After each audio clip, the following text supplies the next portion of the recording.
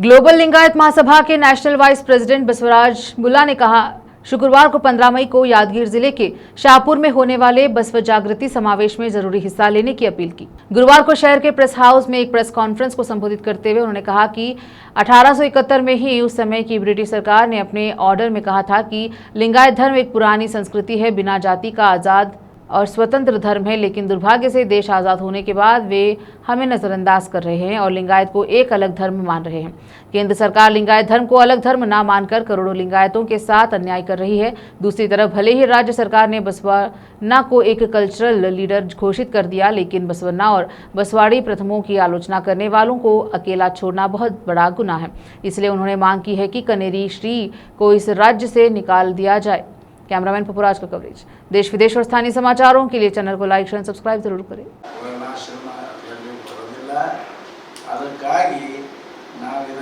स्वतंत्र धर्म घोषणे ಮೊದಲನೇ ದೇಶದ ಮೊದಲನೇ ಸೆನ್ಸಸ್ ಆಮೇಲೆ ಯಾರು ಇವರು ಹಿಂದೂ ಕಟ್ಟರವಾದಿ ಅಂತಾರೆ, ವೀರ ಸಾವರ್ಕರೇ ಬುಕ್ ಬರೆದಾರೆ ಸನ್ಸೆಟ್ ಆಫ್ ಹಿಂದುತ್ವ ಅಂತ. 1923 ಬಿಡುಗಡೆ ಆಗಿದೆ. ಅವರು ಕೂಡ ಸಿಂಧೂ ನದಿಯಿಂದ ಹಿಂದೂ ಮಹಾಸಾಗರದವರೆಗೆ ಇರತಕ್ಕಂಥ ನಾವು ಬುದ್ಧರು, ಜೈನರು, ಲಿಂಗಾಯತರು ಒಂದಾಗಿರ್ಬೇಕು ಅಂತ ಅವರು ಪುಸ್ತಕದಾಗ ಹೇಳ್ಯಾರ. ಪುಸ್ತಕ ಪ್ರಕಟ ಇದೆ, ಎಸೆನ್ಷಿಯಲ್ ಆಫ್ ಹಿಂದುತ್ವ.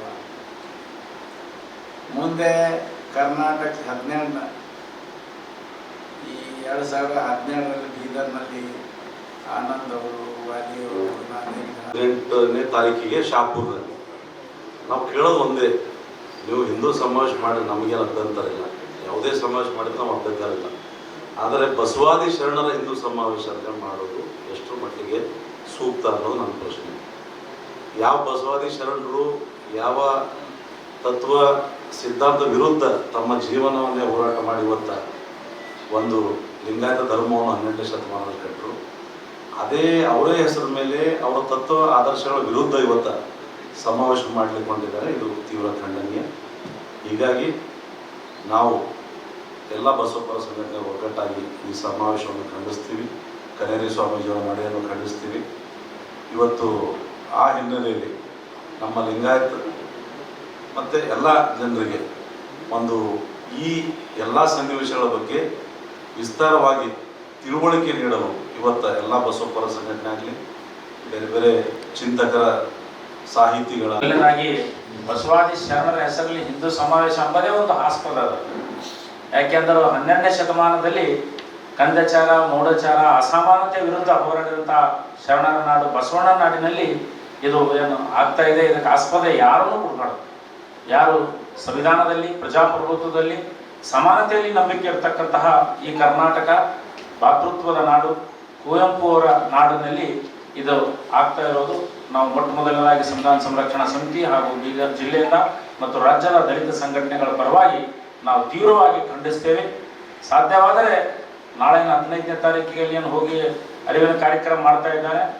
ನಾನು ಈ ರಾಜ್ಯದ ಎಲ್ಲ ಯುವ ಲಿಂಗಾಯತ ಸಂಘಟನೆಗಳು, ಬಸವಪರ ಸಂಘಟನೆಗಳು, ಬುದ್ಧ ಬಸವ ಅಂಬೇಡ್ಕರ್ನಲ್ಲಿ ನಂಬಿಕೆ ತತ್ವ ಸಿದ್ಧಾಂತದಲ್ಲಿ ಇರತಕ್ಕಂಥ ಎಲ್ಲ ಸಂಘಟನೆಗಳು ಇದು ರಾಜ್ಯ ಮಟ್ಟದಲ್ಲಿ ನಾವು ಕರೆ ಕೊಟ್ಟು ಈ ಕನೇರಿ ಸ್ವಾಮಿ ದಿನೇ ದಿನೇ ತನ್ನ ಬಾಯಿಯಿಂದ ಹಗರು ನಾಲ್ಗೆಯಿಂದ ನಮ್ಮ ಬಸವಾದಿ ಶರಣರ ಬಗ್ಗೆ 15ನೇ ತಾರೀಕೇನು ಶಾಪುರ್ನಲ್ಲಿ ಕನೇರಿ ಸ್ವಾಮಿ ಅವರು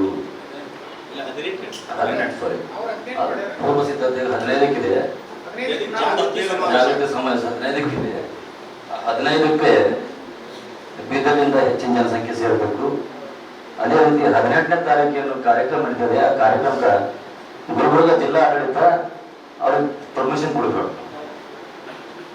ಯಾಕಂದ್ರೆ ಈಗಾಗಲೇ ಅವರಿಗೆ ಹಿಂದೆ ಕೂಡ ಗುಲ್ಬರ್ಗದಲ್ಲಿ ಎಂಟ್ರಿ ಮಾಡಿಕೊಟ್ಟಿಲ್ಲ ಜಿಲ್ಲಾಡಳಿತ. ಇವತ್ತು ಯಾಕೆ ಅವ್ರಿಗೆ ಮತ್ತೆ ಪರ್ಮಿಷನ್ ಕೊಡ್ತಾ ಇದ್ದಾರೆ? ಅದಕ್ಕೆ ಸೂಕ್ಷ್ಮವಾಗಿ ಅಲ್ಲಿಂದ ಜಿಲ್ಲಾಡಳಿತ ಪರಿಗಣಿಸಿ ಅವ್ರಿಗೆ ಪರ್ಮಿಷನ್ ಕೊಡಬಾರ್ದು. ಇವರಿಗೆ ಒಟ್ಟ ಕರ್ನಾಟಕದಿಂದ ಗಡಿಪಾರು ಮಾಡಬೇಕು ಈ ಕನೇರಿ ಸ್ವಾಮಿ. ಯಾಕಂದ್ರೆ ನಮ್ಮ ಪ್ರತಿ ಸಲ ಬರೋದು ಇಲ್ಲಿ